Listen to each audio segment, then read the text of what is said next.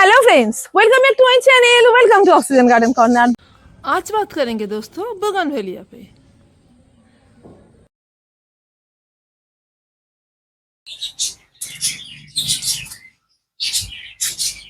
दोस्तों आज मैं आपको बताऊंगी अक्टूबर में ट्रिमिंग करने के बाद अपने सारे प्लांट को हल्की सी जो कटाई छटाई हमने कर दिया है उसके बाद प्लांट में क्या फर्टिलाइजर देनी चाहिए।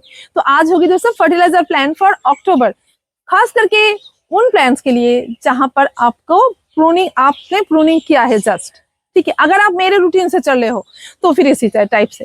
और दोस्तों और एक बात है कि देखिए, अगर आपका प्लांट ऑलरेडी सेट है, यानी आई मीन प्रूनिंग कर दिया है, फुल ग्रोथ उसने ले लिया है, अब बस फूलों की इंतजार है आपको, तो आपको दोस्तों ये फीडिंग प्लान नहीं अपनानी है, तो आपको तो दूसरे फीडिंग प्लान करनी होगी। तो वो तो जरूर आप कमेंट करके कहना दोस्तों कि आपकी प्लांट कौन से स्टेज में है। तो मैं आपके लिए अगर कुछ जरूरत हुआ तो श्योर मैं फिर से अगेन और एक वीडियो बना दूंगी कि आपको ये देना है अभी। ठीक है, तो चलिए आज हम बात करेंगे सिर्फ उनके लिए जहां पर जिन्होंने अभी के अभी प्रूनिंग किया है, यानी कि मेरे हिसाब से रूटीन से जो चल रहे हैं। तो चलो पहले मैं बात कर लेती हूँ कि प्रूनिंग करने से पहले हमको क्या देना चाहिए, प्रूनिंग करने के बाद क्या देनी चाहिए। ये बात पहले वाली बात भी कहनी जरूरी है। देखिए जैसे मैंने किया है, प्रूनिंग करने से पहले ही इसमें कुछ स्ट्रेस रिलीव करने के लिए मैंने उसको already humic acid and seaweed extract already देके रखा था। क्योंकि जब प्रून करेंगे, जितना भी प्रून करें, छोटा सा हल्का सा भी अगर ट्रिम करते हैं तो प्लांट में थोड़ी सी तो स्ट्रेस आएगी ना दोस्तों, तो उसको रिकवर करना उसको पड़ेगा। तो उस रिकवरी फेज में उसको कोई मुश्किल ना आए, इजीली वो रिकवर कर पाए, तो इसके लिए मैं पहले से ही देके रखती हूँ ऑलवेज, यही मेरी सिस्टम है। तो फिर उसके बाद मैंने उसको प्रून किया है, और साथ में मैंने पहले एक बार उसको सरसों के खली का लिक्विड खाद भी दे दिया है। चलो अभी मैं आपको बताती हूँ कि क्या मैंने आपको नहीं बताया क्यों। पहले देखिए, पहले आपको मैंने ऑलरेडी अक्टूबर के रूटीन में बता दिया है कि humic acid and seaweed extract आपको मंथली ट्वाइस तो आपको सीवीड एक्सट्रैक्ट देना है, ह्यूमिक एसिड को आप वंस या ट्वाइस दे सकते हो। ठीक है, तो ये आपको करने के लिए बोली थी, तो उम्मीद करती हूँ दोस्तों आपने जरूर किया होगा, तो इसलिए मैं और कुछ नहीं उसको आई मीन बताया अगेन। तो अभी सोची कि चलो एक बार बता देते हैं आपको, तो आपको भी याद हो जाएगा। तो एक बार आपने उम्मीद करती हूँ डाल दिया। अगर आपने नहीं डाला है तो यही बात है, इसलिए मैं खास करके बोल रही हूँ, अगर आपने नहीं डाला है तो प्रून करने के तुरंत बाद आप एक दिन बाद या उसी दिन, जैसे आपको वाटरिंग नीड है तो उसी दिन आप उसको सीवीड लिक्विड एक्सट्रैक्ट से उसको पानी दे दीजिए। ह्यूमिक एसिड और सीवीड एक्सट्रैक्ट को मिला के भी पानी दे सकते हैं, वही दे देना। अगर आपने दोनों नहीं दिया तो दोनों एक साथ दे दो, तो प्लांट को जल्दी से स्ट्रेस रिलीफ मिल जाएगा। मैंने दे के रखा है तो मुझे देने की जरूरत नहीं है। अभी आती है दोस्तों फर्टिलाइजिंग रूटीन की बात। कितने दिन बाद, प्रूनिंग के कितने दिन बाद हम फर्टिलाइजर डाल सकते हैं, ये सबसे बड़ी पॉइंट है। प्रूनिंग करने के हम कम से कम एक वीक बाद हम इसमें फर्टिलाइजर डाल सकते हैं। कौन सी फर्टिलाइजर दोस्तों? केमिकल फर्टिलाइजर खास करके। पर हाँ, अगर ऑर्गेनिक है, सॉइल के अंदर डालना है तो 2-3 दिन बाद भी हम डाल सकते हैं। तो मेरी दोस्तों अभी प्लान की वही स्टेज है जहां पर हम ऑर्गेनिक फूड इसमें डाल सकते हैं। तो आज मैं वो फूड आपको डालूंगी और आपके साथ पूरी प्लान मैं शेयर करूंगी कि मुझे किस तरीके से करना है। तो आपको भी अभी से आप नोट कर लो, आप उसी हिसाब से कर लो। तो चलो, तो देखिए फ्रेंड्स, ये वाला फर्टिलाइजर आपको याद है क्या? ये वाले गमले और ये फर्टिलाइजर, देखो मैंने पहले ना एक फर्टिलाइजर तैयार करने के लिए आपको बोले थे कि आप तैयार करके रखो, इस टाइम आपको जरूरत होगी, तो वही फर्टिलाइजर है दोस्तों ये। अगर आपने नहीं देखा है तो उसकी लिंक मैं यहाँ दे दूंगी, तो आप देख लेना। ठीक है, तो देखिए इधर ये जो फर्टिलाइजर है इसमें क्या क्या है। इसमें है bone dust, horn flakes, bone meal दिया था मैंने, bone meal, horn flakes, blood meal, leather meal, सरसों की खली, और साथ में दिया था मैंने चाय की पत्ती, ये सब कुछ दिया था। तो उसके साथ अभी मुझे और कुछ चीज़ भी मिलाना होगा। तो चलिए दिखा देती हूँ क्या क्या मिलाएंगे। यही फूड देंगे, हमने कंपोस्ट बना के इसको फर्मेंटेशन के लिए रख दिया था, थोड़ा सा पानी छिड़का के ऐसे शेडेड एरिया में, इस शेड के अंदर मैं रखी थी, तो थोड़ा सा ढक्कन दे के। तो अभी ये रेडी है, बिल्कुल रेडी है, तो मैं इसको अभी इस्तेमाल कर सकती हूँ प्लांट के लिए। तो यही फर्टिलाइजर लूंगी, उसके साथ और क्या दूंगी दिखा देती हूँ मैं आपको। देखिए अभी इसमें हमें कुछ चीज डालना होगा। एक कमी है दोस्तों इसकी, जो है कि नीम की खली, इसको डालना है हमें अभी, और डालना है ट्राइकोडर्मा विरिडी। तो क्या हम दोनों को एक साथ डाल सकते हैं? नो, नहीं डाल सकते, क्योंकि ये नीम की खली का काम है जीवाणुओं को मारना, और ये एक लिविंग माइक्रोब है जो इसकी इफेक्ट से ज्यादा एक्टिव नहीं हो पाएगा, तो इसीलिए हम इसको नहीं डाल सकते अभी। अब क्या करेंगे दोस्तों, पहले हमें इसको बढ़ाना होगा ताकि इतनी ताकतवर बन जाए तो उसको नीम की खली से कोई परेशानी ना हो। तो ये देखिए, मैंने इसको थोड़ा सा ट्राइकोडर्मा विरिडी इस तरीके से मिक्स कर दिया। तो कैसे देना है, इतना था मेरे लिए मेरे पास, और अभी जरूरत भी नहीं है, इतनी काफी है। तो अभी मेरी फर्टिलाइजर तैयार नहीं हुई, मैंने कहा ना तैयार हो गया, पर फर्टिलाइजर फर्मेंट होकर तैयार हो गया, पर अभी देने के लिए रेडी नहीं है दोस्तों। अगेन हमको 2-3 दिन लगेगा इसमें। क्या करेंगे, हम इसको मिक्स करके इधर ऐसे रख देंगे।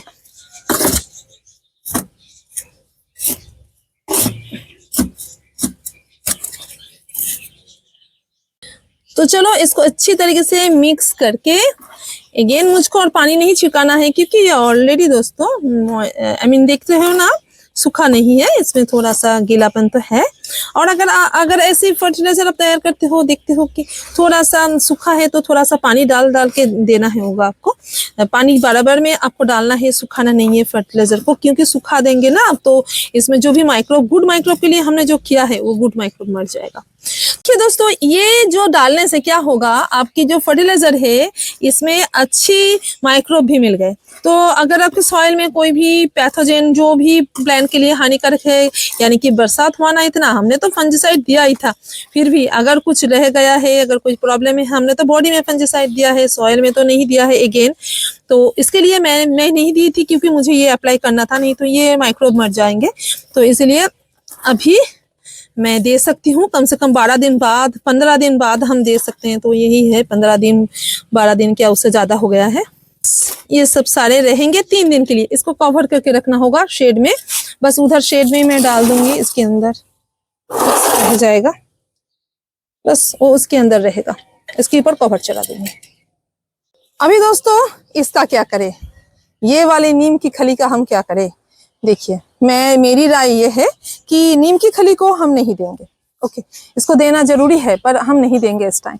हम बस पहले प्लांट में वो जो मैंने डाला ना, जो भी मिक्स किया है उसको सेट होने देंगे। नीम की खली कभी भी किसी भी वक्त आप 15-20 दिन बाद इस नीम की खली का प्रयोग करो, ठीक है। तो इसमें जरूरत है, होता है, पर नहीं अभी जरूरत नहीं है, क्योंकि मैंने गुड माइक्रोब ऑलरेडी डाल दिया, तो बार बार इन सबको नहीं डालना है। इसको बस लिक्विड फर्टिलाइजर तैयार करके हम डाल सकते हैं, पानी में भिगो के।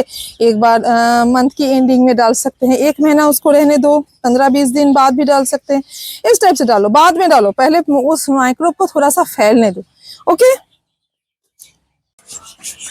अभी बात करेंगे दोस्तों उन फ्रेंड्स की बात। मुझे पता है कई फ्रेंड्स मुझे कहेंगे कि अरे भाई हमने तो कंपोस्ट करके नहीं रखा है, तो फिर हम क्या करेंगे। डोंट वरी फ्रेंड्स, ये इतनी भी नहीं कि आपको देना ही है। आप क्या दोगे फिर, आपको उसके लिए कंपोस्ट करके नहीं रखा तो क्या हुआ, नेक्स्ट सीजन में कंपोस्ट करके रख दो। अभी से वो वीडियो देख लो और वो सारे चीज इकट्ठा करके रखो, फरवरी में फिर डाल देना। फिर प्लांट में प्रूनिंग करेंगे तो उसके पास बहुत जरूरत होगी दोस्तों, तो वो तो जरूर डाल देना, ठीक है। तो अभी के लिए क्या करेंगे, ओके, आप रॉ मटेरियल्स इकट्ठा करो, यानी कि आप काउडंग कंपोस्ट अच्छे रोटेड है तो ठीक है, नहीं तो दोस्तों वर्मी कंपोस्ट में तो वर्मी कंपोस्ट देती हूँ। मेरे लिए काउडंग कंपोस्ट इंतजाम करना बहुत मुश्किल है, इसीलिए नहीं कर पाती हूँ, अच्छे रोटेड नहीं मिलते हैं। तो वो दे देना 1 मुट्ठी। चलो मैं 12 इंच के पॉट के लिए बोल देती हूँ, हिसाब आपको याद रहेगा। फिर 1 मुट्ठी ले लिया। अभी उसको आप 2 चम्मच बोन डाल देना। इस टाइम फूल आएगा ना, तो इसलिए हल्की ग्रोथ चाहिए, पर मेन फोकस तो हमारी फूलों की तरफ है। तो 2 चम्मच बोन डास्ट देना, not bone meal, okay, bone dust देना। स्टीम बोन डास्ट दे सकते हैं इस टाइम, बहुत अच्छा होता है। मैंने आपको पहले ही कहा है, मैंने दिया था, तो वही स्टीम बोन मील अगेन 2 चम्मच दे दीजिए। बहुत ज्यादा भारी फूड भी नहीं देना है, बस बोन डास्ट देना है। और साथ में 1 चम्मच देना सरसों की खली। सरसों की खली को आप चाहे तो पानी में मिक्स करके इनकी यानी कि लिक्विड घोल तैयार करके भी दे सकते हैं, बहुत अच्छी होती है दोस्तों। मैं तो जरूर दूंगी, पर सॉइल में भी मैं 1 चम्मच देती हूँ, तो उसके बाद भी मैं लिक्विड करके मैं डालूंगी। मुझे थोड़ा सा ग्रोथ चाहिए इस टाइम, तो तुरंत मिल जाए, तो मैं कहूँगी 1 चम्मच डालो वो सरसों के खली का, डास्ट करके, नॉट वो मोटे मोटे ग्रैन्युलर फॉर्म में या ऐसे मोटे फॉर्म में मत डालो, डस्ट कर दो। जो भी डालना है डस्ट करके सॉइल में डालो। डस्ट कर लिया, ओके, इसके साथ मिक्स कर दिया। अभी क्या करना है आपको, थोड़ा सा वो चाय की पत्ती मैं दे दी थी ना, चाय की पत्ती तो आपको मिल जाएगी आसानी से दोस्तों। तो इसके लिए बहुत ज्यादा जरूरी ऐसे नहीं है, मैं सॉइल की हेल्थ के लिए कह रही हूँ। बस हाफ चम्मच दे दो, ओके 2 ग्राम, हाफ चम्मच चाय की पत्ती मिला के आप मिक्स करो, और इसके अंदर ट्राइकोडर्मा जरूर मिला देना। आप इस टाइम और भी केमिकल फंजीसाइड इस्तेमाल मत करो दोस्तों, मैं तो कहूंगी फिर मत दो, खुद मत दो, खुद देने की जरूरत ऐसी है नहीं। जो भी आपने दे दिया है बरसात के बाद में तो दिया होगा ही, जरूरत नहीं है। तो फिर आप ट्राइकोडर्मा दे के रखेंगे तो सॉइल की हेल्थ ठीक रहती है, ये एक बात है। ट्राइकोडर्मा इस्तेमाल करना अच्छी बात है बहुत। तो चलिए अभी डाल के इसको सॉइल में आप सबको इसी हिसाब से 12 इंच की पॉट बोली तो उसी हिसाब से 10 इंच में थोड़ा सा कम दे देना भाई, 1 चम्मच ऐसे बूंदा से ऐसे दे देना। छोटा सा 8 इंच का पॉट है, 10 इंच में और 12 इंच में सेम रखो, और 8 इंच में हाफ कर दो सब कुछ, सबसे अच्छी बात है। ठीक है, अभी दे दिया। अभी आपको क्या करना है, लिक्विड फर्टिलाइजर डाल सकते हो इस पिच में। क्या करेंगे इस मंथ में, और अगेन दूसरे मंथ में ये सब हम नहीं डालेंगे इतना कुछ। इस मंथ में और क्या डालेंगे, डिफरेंट टाइप के फूड डालेंगे दूसरे मंथ में। अभी क्या करेंगे, थोड़ा सा ग्रोथ चाहिए तो फिर काऊ डंग जो केक होता है ना, अगर आपको मिल जाए तो उसको भिगो के पानी डाल सकते हो।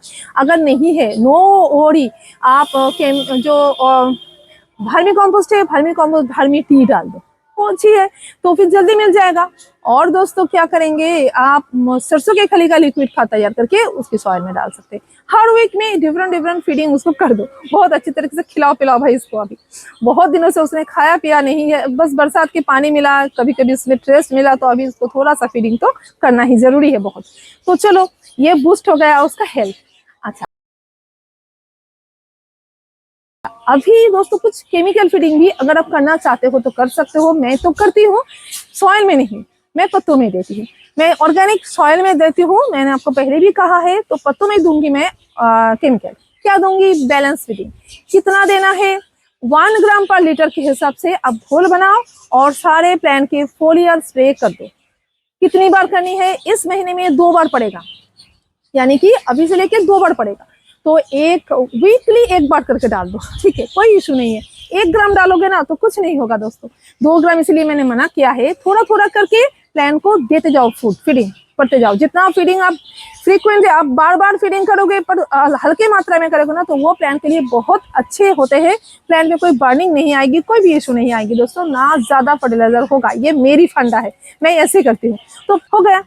अभी आती है दोस्तों और एक बात, आप मंथली ट्वाइस इसके बीच में फिर से सीवीड एक्सट्रैक्ट और ह्यूमिक एसिड का एप्लीकेशन सॉइल में जरूर करना।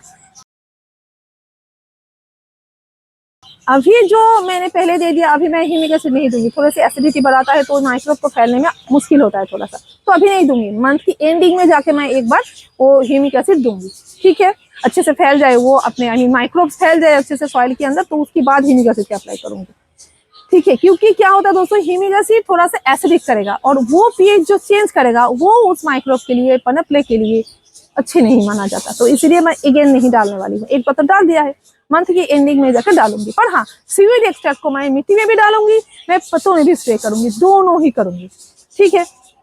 अभी आती है दोस्तों माइक्रोन्यूट्रिएंट की बात। देखिए मैंने जो ऑर्गेनिक फूड दिया है उसमें ऑलरेडी माइक्रोन्यूट्रिएंट्स है, फिर भी आपको डालना है मंथली 1 बार, जस्ट ओनली वंस डालना है आपको सारे पत्तों में।